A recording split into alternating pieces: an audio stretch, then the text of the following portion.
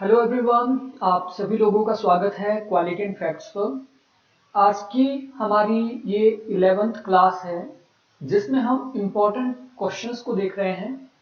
और आज की जो ये हमारी क्लास रहने वाली है ये नारीवाद के ऊपर रहने वाली है, फेमिनिज्म पर।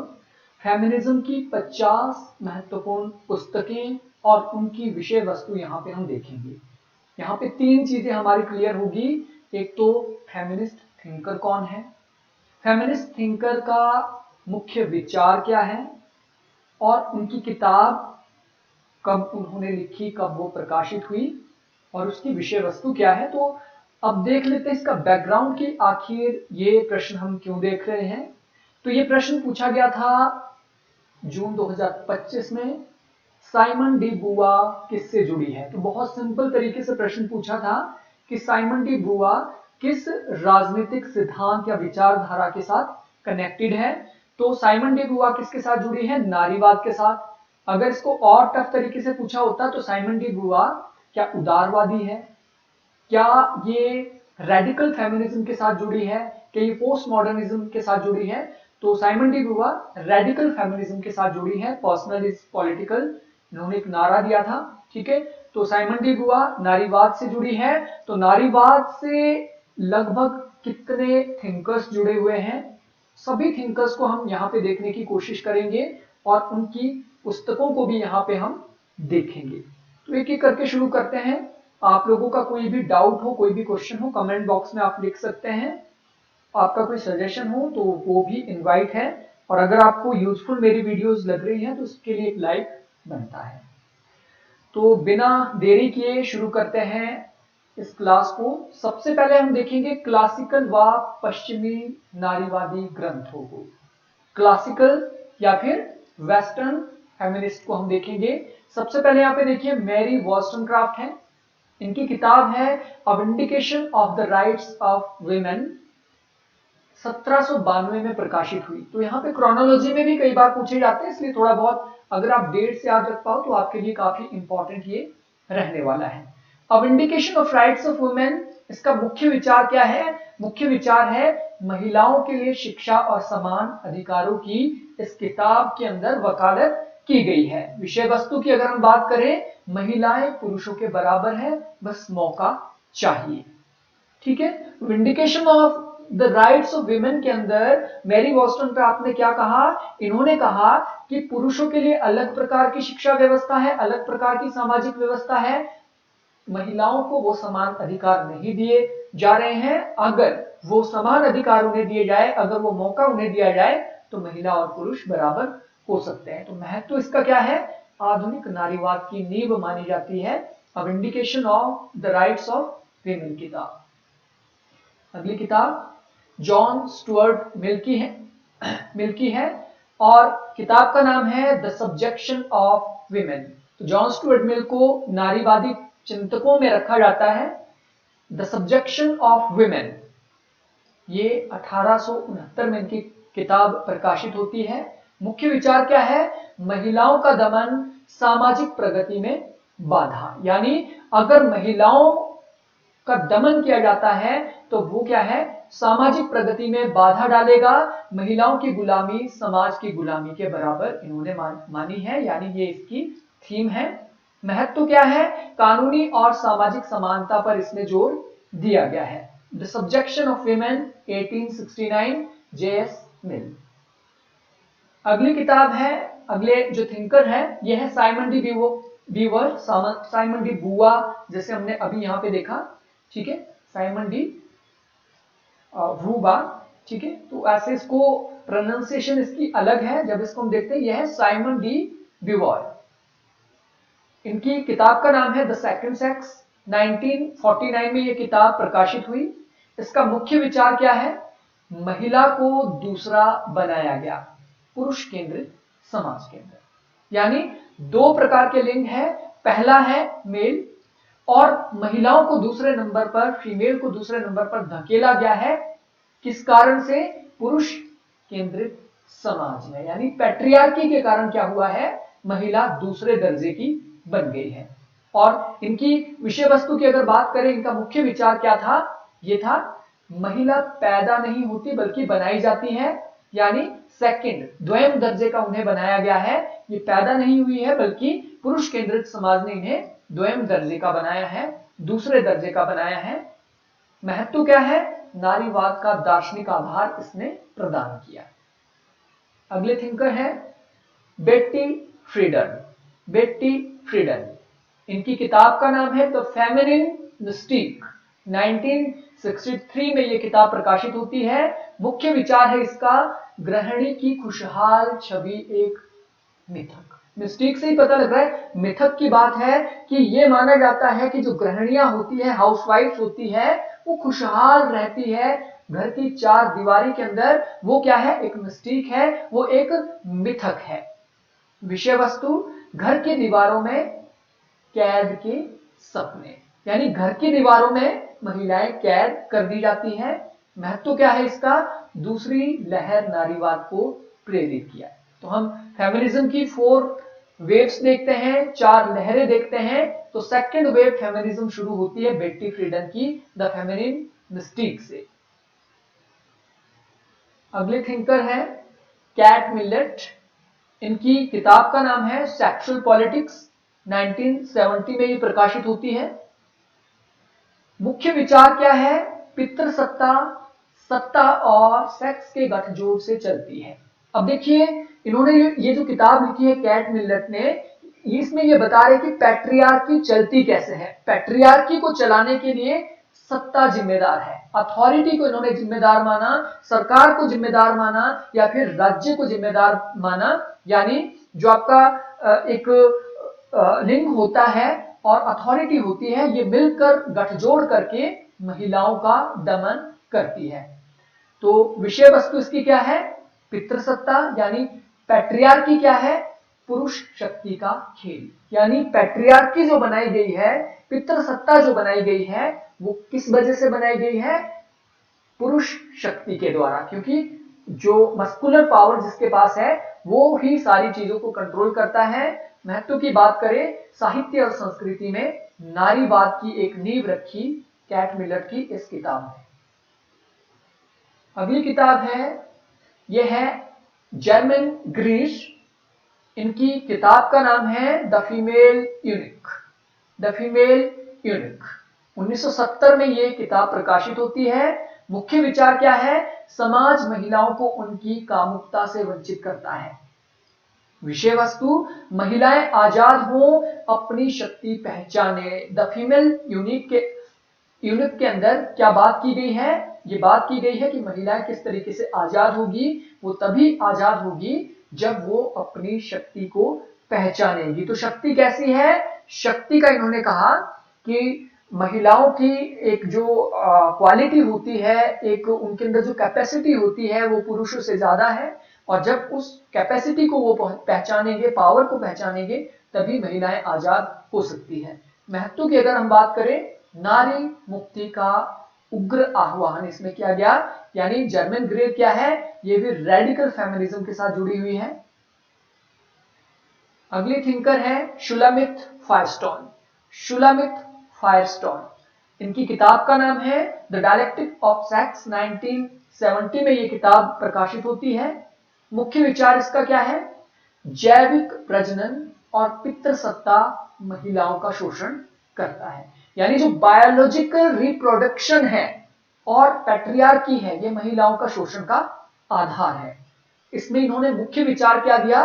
प्रजनन से मुक्ति, तभी आपकी आजादी होगी। यानी महिलाओं को क्या है? महिलाओं को एक मशीन की तरह ट्रीट किया जाता है पैट्रियार्की में, जो बच्चे पैदा करने की मशीन के तौर पे काम करती है।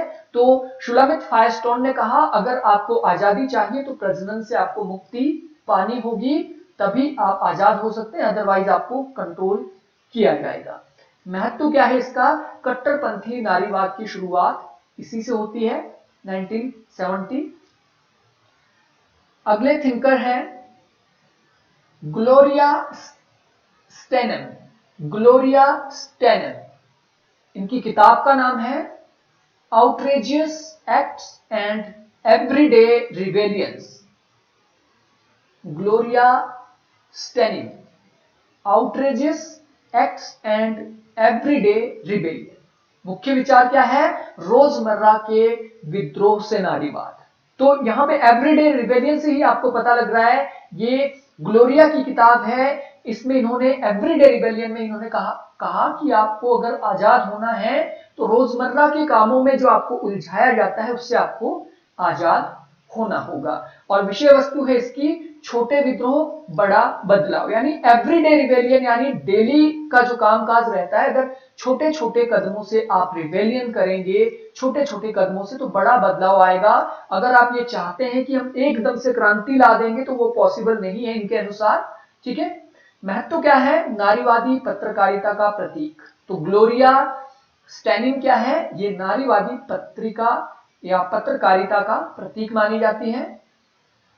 अगली थिंकर है bell hooks. And I a woman, black women and feminism, 1981। क्या मैं महिला नहीं हूं?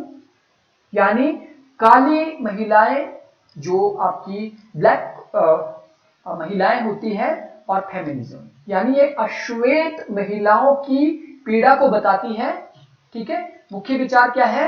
अश्वेत महिलाओं का नारीवाद और नस्लवाद का दोहरा शोषण। And I a woman, bell hooks की किताब है, कई बार ये एग्जामिनेशन में पूछी गई है और बहुत ही डीप मीनिंग इसका है। जिस तरीके से हम फ्रेंच फैनन को देखते हैं, उन्होंने अश्वेत लोगों के दर्द को साझा किया था, वैसे ही बेल हुक्स ने अश्वेत महिलाओं के दर्द को साझा किया। इन्होंने एक विचार दिया कि गोरी महिलाओं की अपेक्षा अश्वेत महिलाओं के साथ ज्यादा शोषण होता है नस्लवाद के आधार पे। ठीक है। विषय वस्तु आपको पता लगी गया है, अश्वेत नारी की अनसुनी आवाज। महत्व इसका है अंतर विरोधी नारीवाद की नींव। यानी पहले क्या कहा जा रहा था नारीवाद के अंदर? नारीवाद का जो सेकंड स्टेज थी उसमें, उसके अंदर कहा जा रहा था यूनिवर्सल सिस्टरहुड।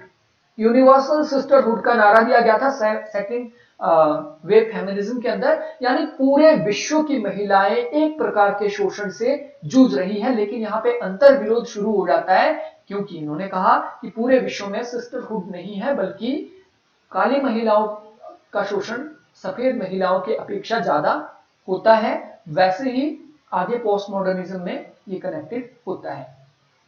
अगली किताब, ये भी बेल हुक्स की किताब है, feminist theory from margin to centre. ये आपका, जैसे ये मार्जिन है और ये आपका सेंटर है।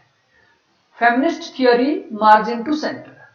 मुख्य विचार क्या है? नारीवाद को समावेशी बनाना, हाशिए से केंद्र तक विषय वस्तु है इसकी। महत्व क्या है?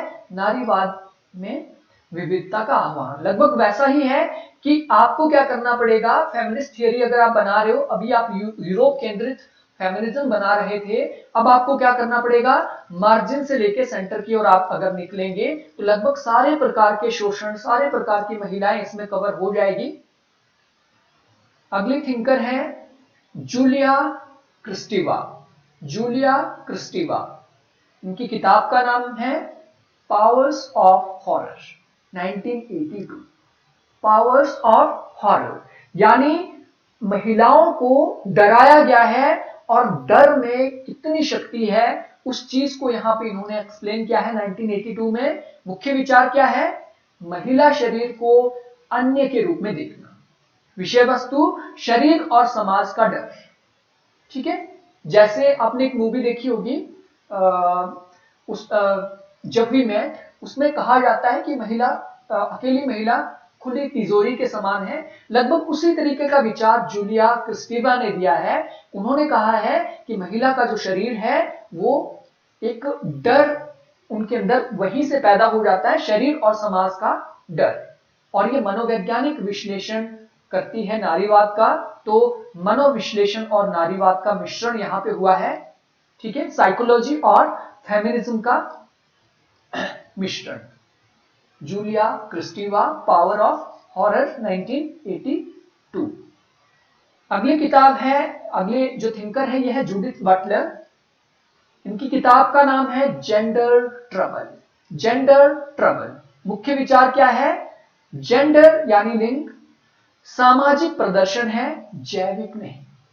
और ये जो विचार है आज के टाइम में बहुत ज्यादा ये प्रचलन में है। जेंडर ट्रबल के अंदर क्या कहा गया है कि जेंडर जो है, जेंडर सामाजिक है, जैविक नहीं। दो चीजें होती है, एक होता है आपका सोशल, दूसरा आपका होता है बायोलॉजिकल। ठीक है, बायोलॉजिकल में क्या होता है आपका और सोशल में क्या होता है आपका। सोशल में आपको बना दिया फीमेल, ठीक है, और दूसरे जो पक्ष को बना दिया उनको बना दिया मेल, ठीक है। तो ये मेल और फीमेल क्या है, ये सामाजिक तरीके से निर्मित है, जबकि बायोलॉजिकल जो है, बायोलॉजिकल बिल्कुल डिफरेंट होता है।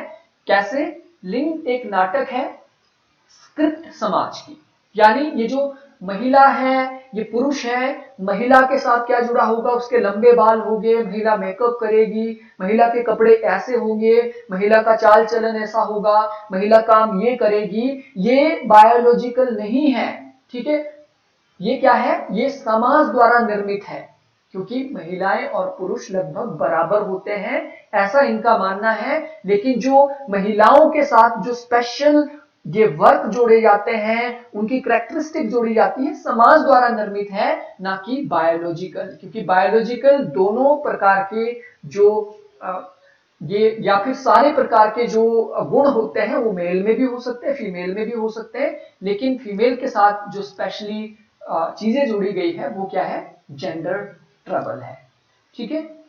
और महत्व क्या है, क्वेयर सिद्धांत का ये आधार बनता है। क्वेयर सिद्धांत, क्वेयर क्या होता है, जहां पे मेल एंड फीमेल दोनों प्रकार के गुण एक इंसान के अंदर पाए जाते हैं, उसे कहा जाता है क्वेयर सिद्धांत, ठीक है।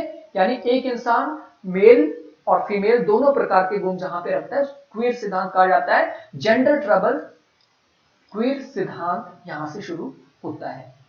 अगली थिंकर है जूडिथ बटलर अगेन, ठीक है, जूडिथ बटलर ही है नेक्स्ट। यहां पे इनकी किताब है बॉडीज दैट मैटर, शरीर जो मैटर करते हैं, ठीक है। ये इनका मुख्य विचार अगर देखें, शरीर और लिंग की सामाजिक निर्मिति, सेम उसी प्रकार से जैसे जेंडर ट्रबल में ये बात कर रही थी, वैसे ही यहां पे भी बात कर रही है। विषय वस्तु क्या है, शरीर भी समाज की रचना है। ये कैसे, अभी मैंने आपको बताया, शरीर भी समाज की रचना है। मनुष्य पैदा एक जैसे होते हैं, ठीक है, एक समान पैदा होते हैं, लेकिन महिलाओं का जो शरीर है, मतलब उनके जो बाल बढ़ा दिए जाएंगे, उनके नाखून बढ़ा दिए जाएंगे, उनके शरीर में तरह तरह के आभूषण वगैरह लगाए जाएंगे, तो शरीर भी समाज की रचना है। बॉडीज दैट मैटर के अंदर इन्होंने ये बात की थी, ठीक है। महत्व क्या है इसका, लिंग सिद्धांत को गहराई इन्होंने प्रदान की। अगली थिंकर है नैन्सी फ्रेजर, इनकी किताब का नाम है जस्टिस इंटरप्ट्स, 1997 की इनकी किताब है। मुख्य विचार क्या है, नारीवाद और सामाजिक न्याय का अंतर संबंध, नारीवाद और सामाजिक न्याय का अंतर संबंध जस्टिस इंटरप्ट्स के अंदर इन्होंने बात की है। विषय वस्तु क्या है, न्याय बिना नारीवाद अधूरा है।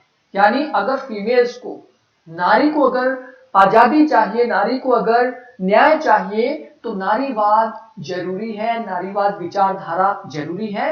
वैश्विक नारीवाद पर इन्होंने जोर इसके अंदर दिया है। अगली थिंकर है सुसैन मॉलर ऑकिन, और उनकी किताब है justice, gender and the family, 1989। और ये इंपॉर्टेंट थिंकर है Susan Moller Okin, justice, gender and the family. मुख्य विचार क्या है, परिवार में लैंगिक असमानता, यानी फैमिली में किस तरीके से जेंडर इनइक्वालिटी को बढ़ावा दिया जाता है, उसके ऊपर इन्होंने बात की है। घर में भी अन्याय, यानी महिलाओं के साथ घर में भी जेंडर के आधार पर भेदभाव होता है। महत्व क्या है, परिवार और नारीवाद का विश्लेषण। अगली थिंकर है चंद्रा तलपड़े मोहंती, चंद्रा तलपड़े मोहंती, इनकी किताब का नाम है फेमिनिज्म विदाउट बॉर्डर, 2003 के अंदर इनकी किताब प्रकाशित होती है। मुख्य विचार क्या है, वैश्विक नारीवाद, उपनिवेशवाद विरोध, यानी जो चंद्रा तलपड़े मोहंती है, फेमिनिज्म विदाउट बॉर्डर की बात कर रहे हैं, यानी पूरे विश्व के नारीवाद को इस किताब के अंदर इन्होंने एक जगह रखने की कोशिश की और उपनिवेशवाद का विरोध की भी इसमें बात की गई है। नारीवाद बिना सीमाओं के, तो आप बिल्कुल इस तरीके से याद इसको रख सकते हैं। ये तलपड़े की किताब है। महत्व क्या है? तीसरी दुनिया की महिलाओं की आवाज। तो चंद्रा मोहंती तलपड़े, ये जब हम देखते हैं कहीं ना कहीं ये सबाल्टर्न स्टडी के साथ जुड़े हैं। सबाल्टर्न, ठीक है, सबाल्टर्न स्टडी। तो सबाल्टर्न स्टडी थर्ड वर्ल्ड की महिलाओं की आवाज को सामने रखती है। अगली थिंकर है एंड्रिया डॉकिन। एंड्रिया डॉकिन, इनकी किताब का नाम है पोर्नोग्राफी मैन पोजेसिंग वुमेन 1981, और इसमें मुख्य विचार क्या है? अश्लीलता, महिलाओं का शोषण। विषय वस्तु है पॉर्न, पुरुष सत्ता, और महत्व क्या है इसका? कट्टरपंथी नारीवाद का प्रतीक। अगली थिंकर है कैरोल गिलिगन। कैरोल गिलिगन भी कई जगह लिखा होता है, और इनकी किताब का नाम है in a different voice. In a different voice, एक अलग आवाज में। 1982 की ये किताब है। मुख्य विचार क्या है? महिलाओं की नैतिकता और देखभाल की आवाज। इन अ डिफरेंट वॉइस के अंदर, जैसे पुरुष की एक डिफरेंट वॉइस होती है, महिलाओं की डिफरेंट वॉइस होती है, इन अ डिफरेंट वॉइस का मतलब क्या है? यहाँ पे एक अलग तरीके का यहाँ पे विचार प्रस्तुत किया जा रहा है। महिलाओं की नैतिकता और देखभाल की आवाज। विषय वस्तु क्या है? महिलाएं अलग तरह से सोचती है। महिलाएं अलग तरह से सोचती है इन अ डिफरेंट वॉइस। अलग तरीके से सोचती है क्योंकि महिलाओं की जो प्रकृति होती है वो नेचर के करीब होती है। उनके अंदर सहनशीलता होती है, उनके अंदर स्नेह होता है, उनके अंदर क्या है, आप कह सकते हैं प्रकृति के प्रति लगाव ज्यादा होता है, केयर की भावना ज्यादा होती है। तो ये अलग तरीके से सोचती है। नैतिकता में लैंगिक दृष्टिकोण की इन्होंने बात की है। अगले थिंकर है लूस इरिगैरे। लूस इरिगैरे, इनकी किताब का नाम है speculum of the other women 1974। Speculum of the other women, ये लूस इरिगैरे ने लिखी है किताब। मुख्य विचार क्या है? पितृसत्तात्मक भाषा में महिलाओं का दमन, यानी जो पैट्रियार्की के अंदर जो लैंग्वेज बनाई गई है उसमें किस तरीके से महिलाओं का दमन होता है। और इसमें एक चीज ये भी है कि लाइक समाज के अंदर जितने भी प्रकार के बैड वर्ड्स हैं, जितने भी प्रकार की गालियां हैं, जितने भी प्रकार की भाषा में असंगतियां है, विसंगतियां है, उसमें कहीं ना कहीं महिलाओं को ही नीचा दिखाने की कोशिश की जाती है। लूस इरिगैरे ने speculum of the other women के अंदर ये बात रखी है। विषय वस्तु क्या है? महिलाएं पुरुष दर्पण में कैद। महत्व क्या है? फ्रांसीसी नारीवाद का ये आधार है। अगली थिंकर है सेंड्रा हार्डिंग, और इनकी किताब का नाम है the science question in feminism. The science question in feminism 1986। मुख्य विचार क्या है? विज्ञान में लैंगिक पूर्वाग्रह। विज्ञान के अंदर भी कई प्रकार के पूर्वाग्रह हैं जो पुरुष और महिलाओं के प्रति अलग है। जैसे पूर्वाग्रह कि महिलाएं कमजोर होती है, महिलाएं उनके अंदर अलग प्रकार की जो क्वालिटीज होती है जो कहीं ना कहीं पुरुषों को नीचा दिखाने, पुरुषों को ऊंचा दिखाने और महिलाओं को नीचा दिखाने का काम करती है। उसके ऊपर कटाक्ष इन्होंने किया है सेंड्रा हार्डिंग ने। ठीक है, और महत्व इसका है विज्ञान और नारीवाद का संवाद। तो ये लगभग 20 किताबें हमने देखी जो कि क्लासिकल थियरिस्ट से रिलेटेड थी या फिर वेस्टर्न थियरिस्ट से रिलेटेड थी। अब इससे आगे की हम जो किताबें देखते हैं वो देखेंगे भारतीय नारीवादी चिंतन से, और यहाँ पे हमें ये भी पता लगेगा कि कौन कौन से जो चिंतक है या जो लेखिकाएं हैं वो भारतीय नारीवाद के साथ कनेक्टेड है। पंडिता रमाबाई के बारे में सभी लोगों को पता होगा। पंडिता रमाबाई की किताब का नाम है the high cast Hindu women 1887। मुख्य विचार क्या है? उच्च जाति की हिंदू महिलाओं की दयनीय स्थिति। तो ये इंपॉर्टेंट है। भारत में हिंदू धर्म के अंदर जो उच्च जाति की महिलाएं हैं वो प्योरिटी के ऊपर ज्यादा फोकस करते थे। पितृसत्तात्मक समाज था, महिलाओं की शुद्धता के ऊपर ज्यादा फोकस करते थे। कई प्रकार के उपवास, कई प्रकार के नियम महिलाओं पे लागू होते थे जो कि लोअर कास्ट पे उस तरीके से लागू नहीं होते थे जैसे उच्च जाति की महिलाओं पे लागू होते थे। तो उनकी स्थिति के बारे में बात की गई है। विषय वस्तु है जाति और जेंडर का दोहरा बोझ, यानी जाति किस तरीके से महिलाओं का शोषण करती है। ठीक है, महिलाओं का शोषण तो हो रहा है लेकिन जाति के आधार पे भी हो रहा है, यानी दोहरा बोझ यहाँ पे है। भारतीय नारीवाद की शुरुआत होती है पंडिता रमाबाई की इस किताब से। अगली जो चिंतिका है वो है ताराबाई शिंदे। ताराबाई शिंदे, इनकी किताब का नाम है स्त्री पुरुष तुलना 1882। मुख्य विचार है पुरुषों द्वारा महिलाओं पर दोषारोपण का खंडन, यानी स्त्री पुरुष बराबर है, दोष समाज का है। ठीक है, स्त्री पुरुष समान है लेकिन दोष समाज का है जिन्होंने ये गलत प्रकार की धारणाएं समाज में पनपने दी। महत्व क्या है? प्रारंभिक भारतीय नारीवादी ग्रंथ, क्योंकि 87 में किसका आया था? पंडिता रमाबाई का। उससे पहले ही आ गया था ताराबाई शिंदे का। सावित्रीबाई फूले, ये भी फेमिनिस्ट थिंकर है और इनका कविता संग्रह है। मुख्य विचार दलित महिलाओं की शिक्षा और मुक्ति के ऊपर है। कविता से क्रांति ये करना चाहती है और सामाजिक सुधार लाना चाहती है। कमला भसीन, ये भी फेमिनिस्ट थिंकर है, इंडियन फेमिनिस्ट। इनकी किताब का नाम है because I am a women, क्योंकि मैं एक महिला हूं। मुख्य विचार क्या है? नारीत्व का उत्सव और संघर्ष, यानी because I am a women, तो नारीत्व का ये उत्सव मनाने की बात करते हैं और जो संघर्ष है, संघर्षों की भी इन्होंने अपनी इस किताब में बात की है। मैं नारी मेरा गर्व। महत्व है सरल भाषा में नारीवाद को इन्होंने समझाया है। नेक्स्ट कमला भसीन की ही किताब है एक्सप्लोरिंग मैस्कुलिनिटी, यानी मुख्य विचार क्या है? पुरुषत्व और पितृसत्ता का इसमें विश्लेषण किया गया है। पुरुषत्व भी बदल सकता है, ये इसकी विषय वस्तु है। पुरुषों को नारीवाद में शामिल करना कमला भसीन की इस किताब के अंदर है, एक्सप्लोरिंग मैस्कुलिनिटी। इल्ला भट्ट के बारे में डेफिनेटली आप लोगों ने सुना होगा। इल्ला भट्ट ने सेवा शुरू की थी। ठीक है, तो इल्ला भट्ट की किताब का नाम है we are poor but so many. Ila Bhatt की किताब का क्या नाम है? We are poor but so many. मुख्य विचार क्या है? गरीब महिलाओं की आर्थिक स्थिति की इसमें बात की गई है। गरीबी में भी ताकत है। सेवा और श्रमिक महिलाओं की कहानी ये बात करती है। एक सेवा ऑर्गेनाइजेशन बनाई है इल्ला भट्ट ने। अगली थिंकर है मैत्रेयी पुष्पा। इन्होंने एक उपन्यास लिखा है, चाक नाम का उपन्यास है। मुख्य विचार क्या है? ग्रामीण महिलाओं के संघर्ष की गाथा है चाक के अंदर, चाक उपन्यास के अंदर। चाक पर जिंदगी का चक्र, तो इस तरीके से ये चाक है।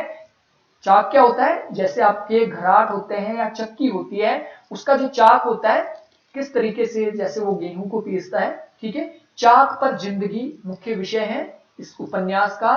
ग्रामीण नारीवाद की आवाज इसमें उठाई गई है। अगले थिंकर है मन्नू भंडारी। इनका जो उपन्यास है, उपन्यास का नाम है आपकी बंटी। मुख्य विचार क्या है? तलाक और मातृत्व की भावनात्मक कहानी इसमें बताई गई है।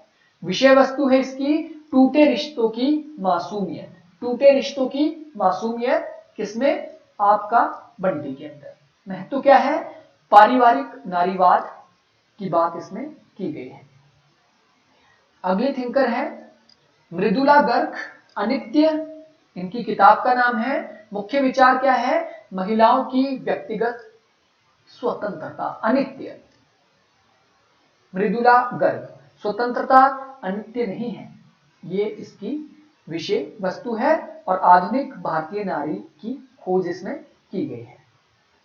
अगली जो थिंकर है यह है चित्रा मृदुल आव, और आवा इनके रचना का नाम है। मुख्य विचार है सामाजिक बंधनों से मुक्ति। आवा यानी आजादी की पुकार। आवा का मतलब है आजादी की पुकार यानी सामाजिक बंधनों से मुक्ति। चित्रा मृदुल की यह किताब है। श्वेता देवी के बारे में डेफिनेटली आपने पढ़ा भी होगा। श्वेता देवी जो है, इनकी द्रौपदी नामक एक कहानी संग्रह है। इसके अंदर इन्होंने आदिवासी महिलाओं के प्रतिरोध का चित्रण किया है। जैसे द्रौपदी ने विद्रोह किया था, वैसे ही आदिवासी महिलाएं क्या है, प्रतिरोध करेगी द्रौपदी कहानी के अंदर महाश्वेता देवी। अगली थिंकर है कृष्णा सोबती। मित्रो मरजानी इनकी रचना का नाम है। और ये मैं कह रहा हूं आपको, इंडियन फेमिनिस्ट की मोस्ट इंपॉर्टेंट रचनाएं हैं, मोस्ट इंपॉर्टेंट यहाँ पे थिंकर्स हैं। मुख्य विचार क्या है इसमें? औरत की कामुकता और विद्रोह, या विषय वस्तु आप इसकी कह सकते हैं मित्रों की बगावत। महत्व है बोल्ड नारीवाद साहित्य, यानी बोल्ड तरीके से नारीवादी साहित्य को इन्होंने रखा है कृष्णा सोबती ने। मित्रो मरजानी यानी मित्रों की बगावत। उषा प्रियंवदा ये भी एक महत्वपूर्ण थिंकर है हिंदी साहित्य में। उषा प्रियंवदा। 55 खंबे लाल दीवारें, 55 खंबे लाल दीवारें, उषा प्रियंवदा। मुख्य विचार क्या है? हॉस्टल में महिलाओं की स्वतंत्रता, लाल दीवारों में आजादी आप रख सकते हैं। ये जो हॉस्टल है, हॉस्टल की जो दीवारें हैं, लाल दीवारें इसको मान सकते हैं आप, ठीक है। इसमें महिलाएं स्वतंत्र होती है, युवा नारी की कहानी इसमें रखी गई है। अगली जो लेखिका है यह है इस्मत चुगताई, और लिहाफ कहानी इन्होंने लिखी है। इसमें इन्होंने समलैंगिकता और पितृसत्ता का विरोध किया है। लिहाफ के नीचे का सच विषय वस्तु है, ठीक है। इस्मत चुगताई। महत्व है उर्दू साहित्य में नारीवाद। अमृता प्रीतम के बारे में डेफिनेटली आप लोगों ने सुना होगा। अमृता प्रीतम का जो उपन्यास है यह है पिंजर, और पिंजर नाम की एक मूवी भी आई थी, ठीक है। पिंजर नाम की एक मूवी भी आई थी। तो ये अमृता प्रीतम के उपन्यास के आधार पे ही मूवी बनी थी। मुख्य विचार क्या है? विभाजन और महिलाओं का दर्द। विषय वस्तु पिंजर यानी कैद और मुक्ति, ऐतिहासिक नारीवाद की एक कृति है। अगले हैं सुधा अरोड़ा। यत्र तत्र सर्वत्र, यत्र तत्र सर्वत्र, सुधा अरोड़ा। मुख्य विचार क्या है?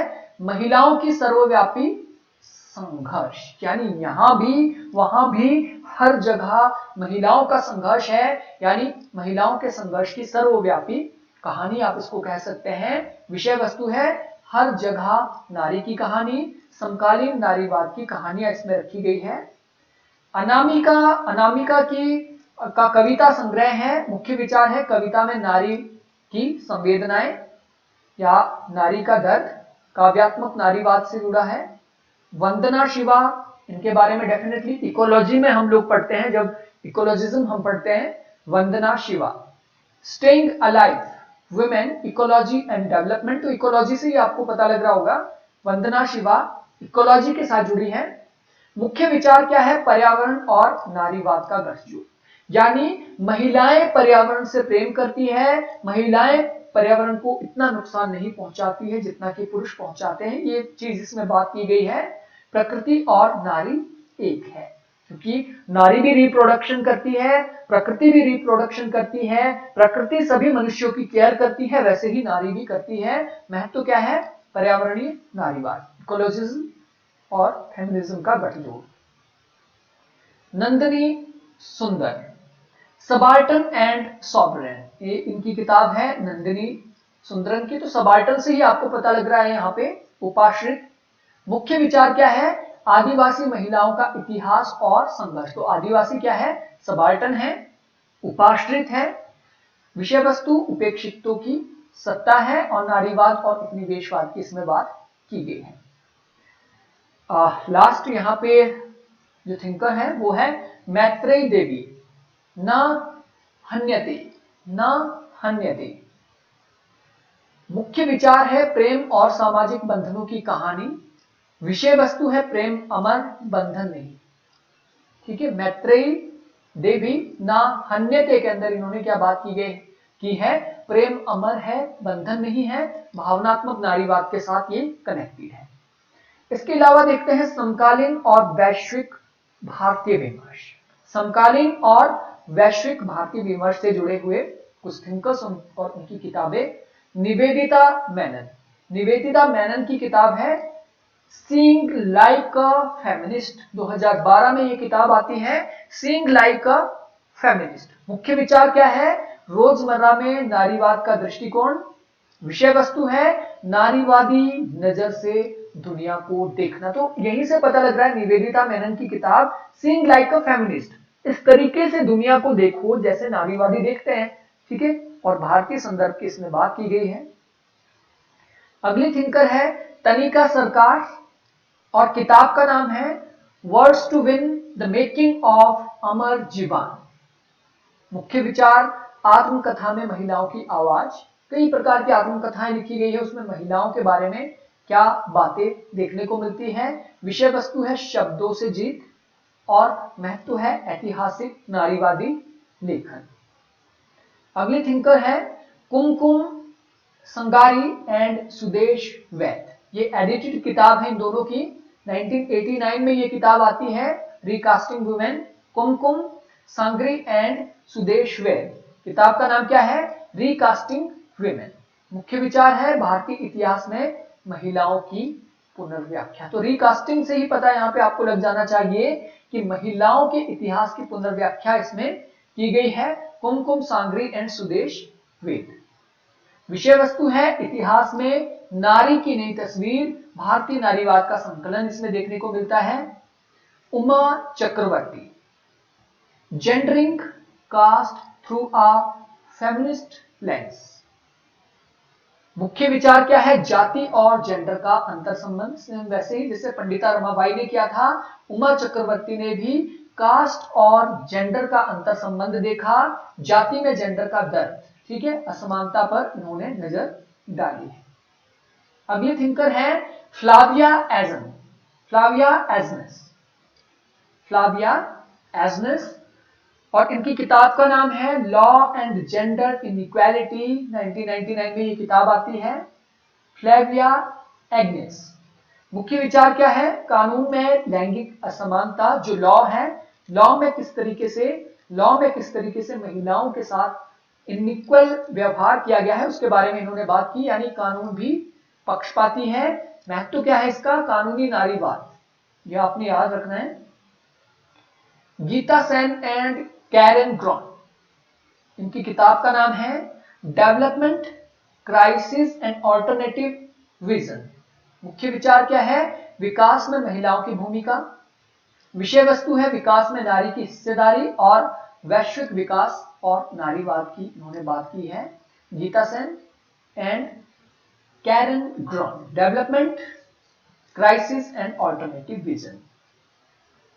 अगली थिंकर है बी गीता और पैट्रियार्की नामक किताब इन्होंने लिखी है। मुख्य विचार पितृसत्ता का भारतीय संदर्भ में विश्लेषण इन्होंने किया है, पितृसत्ता का पर्दाफाश भारत में इन्होंने किया है। अगली थिंकर है शर्मिला रेगे, राइटिंग कास्ट राइटिंग जेंडर। 2006 में ये किताब इनकी आती है। तो डेफिनेटली यहां पे ही पता लग रहा है इन्होंने दलित महिलाओं की आत्मकथाएं यहाँ पे लिखी है, उनका दर्द यहाँ पे लिखा है, जाति और जेंडर की कहानियां इसमें है। अगली थिंकर है लीला दुबे, एंथ्रोपोलॉजिकल एक्सप्लोरेशन इन जेंडर, यानी मानव शास्त्र में लैंगिक दृष्टिकोण की इन्होंने बात की है, संस्कृति में जेंडर का सच इन्होंने बताया है। और लास्ट यहाँ पे हमारी जो थिंकर है यह है मृणाल पांडे, इनकी किताब का नाम है the other country dispatches from the mofussil. मुख्य विचार क्या है, ग्रामीण भारत में महिलाओं की कहानी, मॉफसिल की अनकही कहानियां आप कह सकते हैं। महत्व इसका है पत्रकारिता और नारीवाद के क्षेत्र में। तो मृणाल पांडे के बारे में आपको पता होगा, ये एक प्रसिद्ध पत्रकार है और नारीवादी चिंतक है। ठीक है, तो ये लगभग 50 किताबें, 50 नारीवादी थिंकर्स हमने यहाँ पे देखने की कोशिश की। अगर आप कोशिश करोगे कि एक बार में ही सबको याद कर लेना है तो वो किसी के लिए भी पॉसिबल नहीं है। पूरी दुनिया में कोई भी एक बार में याद नहीं रख सकता है। तो यहाँ पे आपके लिए शॉर्टकट ट्रिक मैं बता रहा हूं किस तरीके से आपने याद रखना है। जो जो आपको याद हो जाती है, ये पीडीएफ अगर आप लोगों को चाहिए तो मैं इसको डिस्क्रिप्शन में आपको प्रोवाइड कर दूंगा, वहां से इसको आप डाउनलोड कर लेना है। जैसे एक आपको याद हो गई Mary Wollstonecraft vindication of rights of women 1792, इसके अंदर क्या बात की गई है आपको याद हो गया, इसको काट लीजिए बिल्कुल, इसको दोबारा देखने की जरूरत नहीं है। John Stuart Mill subjection of women आपको याद हो गई है, तो इसको इस तरीके से कट कर लीजिए। Simone de Beauvoir's the second sex अगर याद हो गई है, इसको कट कर लीजिए। और जो आपको याद नहीं हो रही है उनके ऊपर ही बार बार आप रिवाइज करेंगे तो डेफिनेटली आपको ये याद हो जाएगी, कोई बड़ी बात नहीं है। 50 क्या आप 500 किताबें भी इस तरीके से याद रख सकते हैं। तो अगर आपको मेरी ये वीडियो यूजफुल लगी हो तो प्लीज एक लाइक कर दीजिए और दोस्तों के साथ भी इसे शेयर कीजिए। तो अगला हमारा जो टॉपिक रहेगा वो रहेगा विदेश नीति से रिलेटेड या फिर अंतरराष्ट्रीय संबंधों से रिलेटेड। तो आज के इस क्लास में इतना ही, मिलते हैं अगली क्लास में।